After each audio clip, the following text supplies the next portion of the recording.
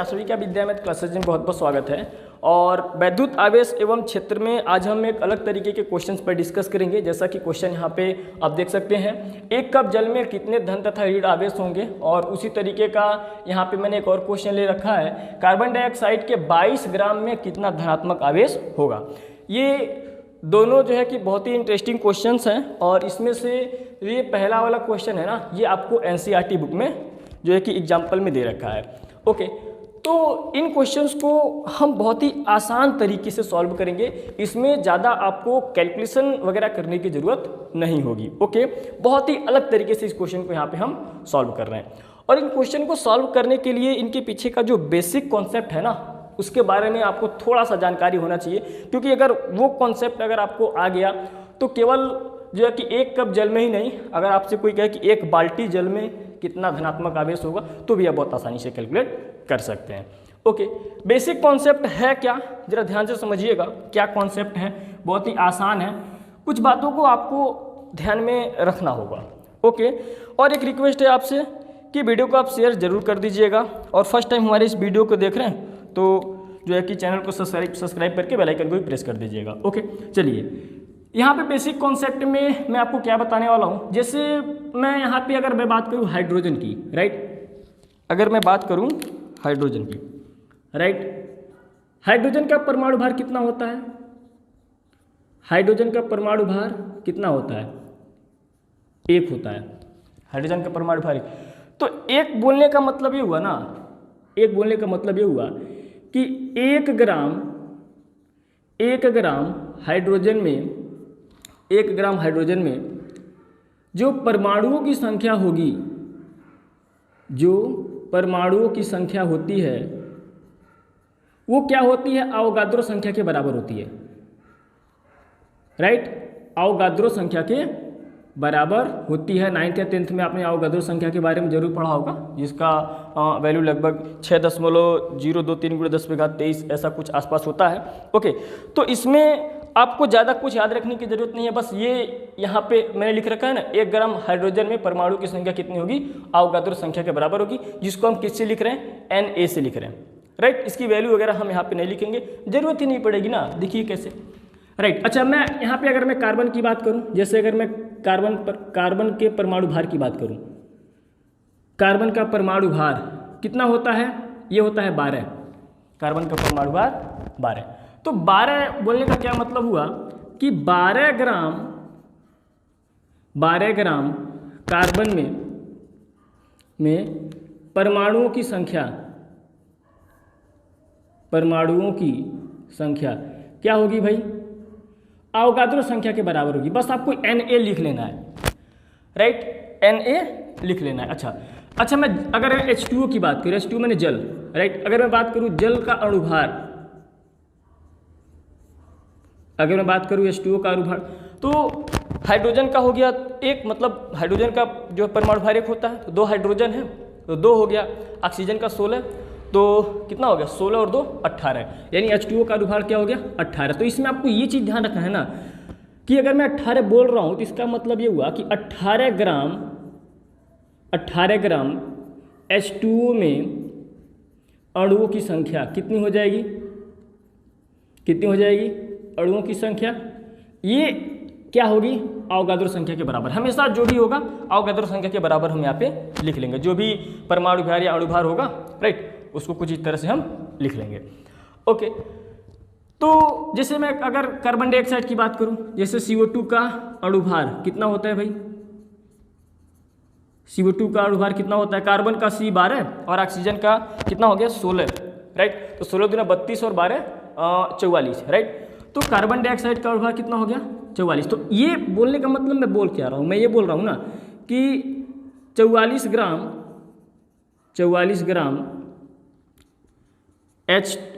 Carbon dioxide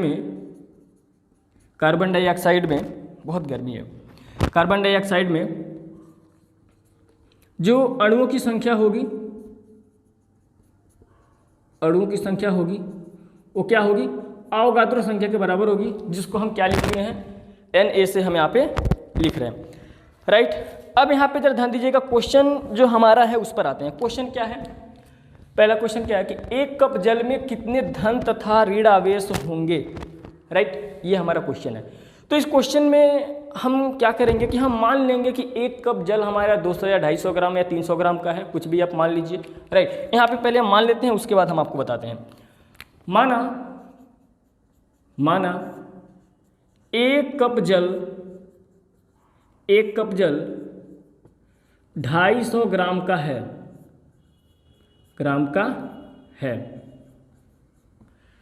right. तो देखिए हम करेंगे क्या, हम ये काम करेंगे ना कि अगर हमने 250 ग्राम का मैं मान लिया हूँ, राइट, एक कप जल क्या है 250 ग्राम का है, तो हम ये देखेंगे कि इस 250 ग्राम जल में कितने अणुओं की संख्या है, राइट। कॉन्सेप्ट समझिएगा, कितने अणुओं की संख्या है, एक अणु में कितने इलेक्ट्रॉन या प्रोटॉन है, राइट, क्योंकि देखिए जितने इलेक्ट्रॉन होंगे उतने प्रोटॉन होंगे, राइट। तो कितने इलेक्ट्रॉन या प्रोटॉन है ये पता कर लेंगे। अगर ये इलेक्ट्रॉनों की संख्या अगर हमें पता चल गई या प्रोटॉनों की संख्या पता चल गई, तो आवेश निकालना बहुत आसान हो जाएगा हमारे पास, क्योंकि Q बराबर क्या होता है, N × E। N क्या होता है, इलेक्ट्रॉनों की संख्या, राइट। ये फार्मूला हम अप्लाई कर देंगे। तो यहाँ तक हम पहुँचेंगे कैसे, तो देखिए ध्यान से कैसे पहुँचेंगे। माना एक कप जल 250 ग्राम का है, तो इसका मतलब क्या हुआ, कि हमें पता है कि चूंकि H2O जिसको हम जल कहते हैं, H2O जल का अणुभार होता कितना है, यहीं से हम देखिए शुरुआत करेंगे हमेशा।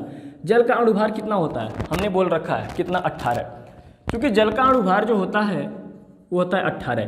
तो इसका तात्पर्य हमने आपको इसके जस्ट नीचे बता रखा है। तो इसका मतलब ये होता है ना यार कि 18 ग्राम जल में जो अणुओं की संख्या होगी,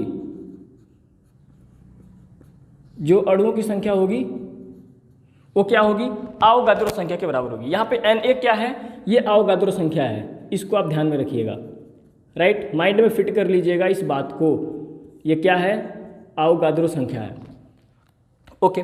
अच्छा ये बताइए, जब 18 ग्राम में इतने अणु पता चल गए, 18 ग्राम में इतने अणु, हमें जो है कि 250 ग्राम में कितने होंगे ये पता करना है। तो देखो 18 ग्राम में जब इतने हैं तो 1 ग्राम में कितने हो जाएंगे भाई, 1 ग्राम जल में अणुओं की संख्या Na/18। भाई 1 ग्राम में Na/18 अणु होंगे, इतना अणु होंगे, राइट। अब जरा ध्यान देना, तो 250 ग्राम में कितने हो जाएंगे, 1 ग्राम में इतने, तो 2 ग्राम में 2 का मल्टीप्लाई होगा, 3 ग्राम में 3 का, तो 250 ग्राम में कितना हो जाएगा।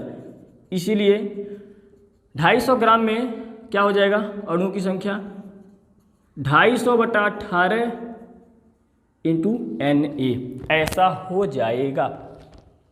यहाँ तक समझ में आ रहा है, यानी कुल मिला के 250 ग्राम जल में इतने अणुओं की संख्या होगी, इतनी अणुओं की संख्या होगी। क्लियर। अब हमें यह देखना है कि एक अणु में कितने इलेक्ट्रॉन या प्रोटॉन है। देखो अगर मैं धनात्मक आवेश की बात करता तो धनात्मक आवेश किस पर होते हैं, प्रोटॉन पर होते हैं, तो प्रोटॉनों की संख्या मुझे पता करनी होती। अगर मैं ये ऋणात्मक आवेश की मैं बात करूंगा तो इलेक्ट्रॉनों की संख्या मुझे पता करनी होगी, राइट। तो बात दोनों की हो रही है, दोनों समान मात्रा में ही होते हैं, ठीक है ना, परिमाण दोनों का बराबर ही होता है, ओके। एक धन में होता है और एक ऋण में होता है। तो देखिए यहाँ पे हम क्या करेंगे, हमें पता है चूंकि हाइड्रोजन के जल के या H2O के एक अणु में कितना, एक अणु में 10 इलेक्ट्रॉन। अब कैसे पता चला, देखो हाइड्रोजन में 1, तो 2 हाइड्रोजन है तो 2 हो गया इलेक्ट्रॉन, या 2 इलेक्ट्रॉन और 2 प्रोटॉन होंगे, राइट। यहाँ पे क्या होगा, यहाँ पे H2O की अगर मैं बात करूँ तो इसमें 2 इलेक्ट्रॉन और 2 प्रोटॉन होंगे, और ऑक्सीजन में कितने हो जाएंगे, 8 इलेक्ट्रॉन और 8 प्रोटॉन। तो इसका मतलब जल में अगर मैं बात करूं तो 10 इलेक्ट्रॉन या 10 इलेक्ट्रॉन तथा 10 प्रोटॉन होंगे, राइट। तो जल के एक अणु में, देखो मैं एक अणु में बात कर रहा हूं, जल के एक अणु में H2O अर्थात जल के एक अणु में 10 इलेक्ट्रॉन तथा 10 प्रोटॉन होंगे, 10 प्रोटॉन होंगे एक अणु में। सोचो जरा, भाई एक अणु में, जल के एक अणु में 10 इलेक्ट्रॉन या 10 प्रोटॉन होंगे, तो अणु कितने हैं? इतने अणु हैं। एक अणु में 10 इलेक्ट्रॉन, तो 2 अणु में 2 का गुणा होगा, 3 अणु में 3 का, तो कितने अणु हैं? इतने अणु हैं। तो हम यहाँ पे लिखेंगे इसीलिए 250/18 अणुओं में मैं केवल इलेक्ट्रॉनों की संख्या यहाँ पे मैं कैलकुलेट कर रहा हूँ, दोनों तो एक ही बात हुआ। 250/18 Na अणुओं में इलेक्ट्रॉनों की संख्या, चलिए नीरा मार्क करिए, में इलेक्ट्रॉनों की संख्या, मैं इसको क्लीन कर देता हूँ।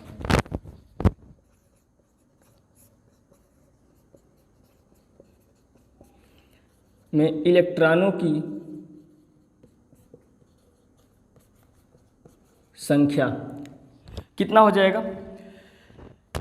एक अणु में इतना इलेक्ट्रॉन, तो 2 अणु में 2 का गुणा होगा, लेकिन है अणु कितना? इतना अणु है, तो इसीलिए इतने का गुणा हो जाएगा, राइट। सो 250/18 × 10 Na, ये इलेक्ट्रॉनों की संख्या, इसीलिए मैं इसको n से लिख रहा हूँ, स्मॉल n से। समझ में आ रहा है ना यार क्वेश्चन? एक बार और मैं अभी रिपीट कर दूंगा, राइट। यानी इतने अणु में टोटल इलेक्ट्रॉनों की संख्या कितनी हो जाएगी? तो यहाँ पे आप लिख सकते हैं, अतः आवेश Q बराबर फार्मूला क्या होगा? N × E। ओके, तो N हमने इतना कैलकुलेट कर रखा है। अच्छा, यहाँ से कट रहे हैं तो इसको आप काट दीजिए, 5 आ जाएगा और ये 9, राइट। तो यहाँ से अगर आप मल्टीप्लाई करें तो आप कितना लिख सकते हैं? आप N की जगह पे लिख सकते हैं 0, 5 × 5 = 25, 5 × 10 = 12/9, राइट। और Na ×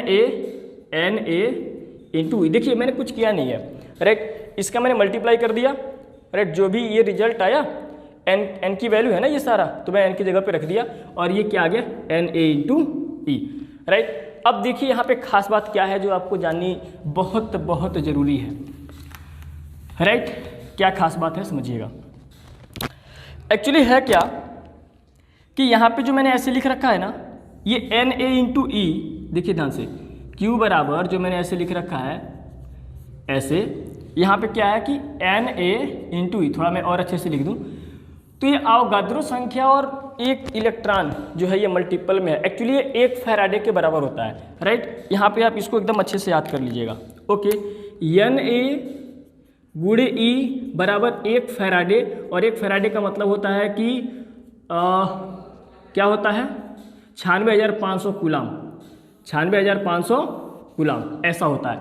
तो बस आपको करना क्या है ना यार, सीधे सीधे आपको वैल्यू पुट कर देनी है यहाँ पे, इसके जगह पे क्या लग देना है? 96,500 कूलम। अगर आप इस पूरे को सॉल्व करिएगा तो इसका जो आंसर है, मुझे लगता है कि ये कितना आ जाएगा, मैंने कैलकुलेट किया हुआ है, ये आ जाएगा 1.3 × 10⁻7 कूलम, राइट। कुछ इस तरीके से जो है कि ये आपका आंसर आ जाएगा, आप इसको कैलकुलेट कर लीजिएगा, ओके। तो इस तरह से जो है कि मैंने इस पहले क्वेश्चन को सॉल्व करा।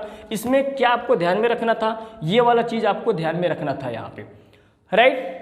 ज़्यादा आपको गुणा भाग करने की यहाँ पे कोई ज़रूरत नहीं पड़ेगी, बस यहीं पे आपको कैलकुलेशन करना होगा। चलिए अब इसके बाद मैं बात करता हूँ क्वेश्चन नंबर, इसमें मैं जो 2 ले रखा हूँ उस पर, ओके। इसको मैं क्लीन कर रहा हूँ।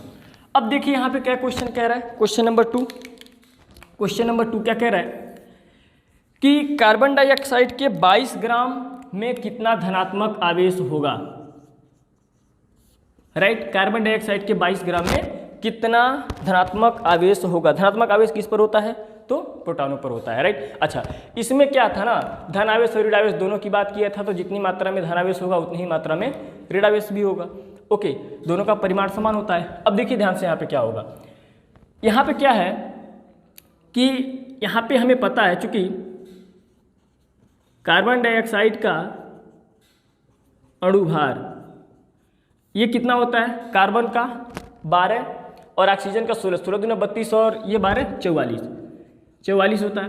तो इसका तात्पर्य जैसा कि मैंने अभी जस्ट आपको समझा रखा था कि 44 ग्राम CO2 में जो अणुओं की संख्या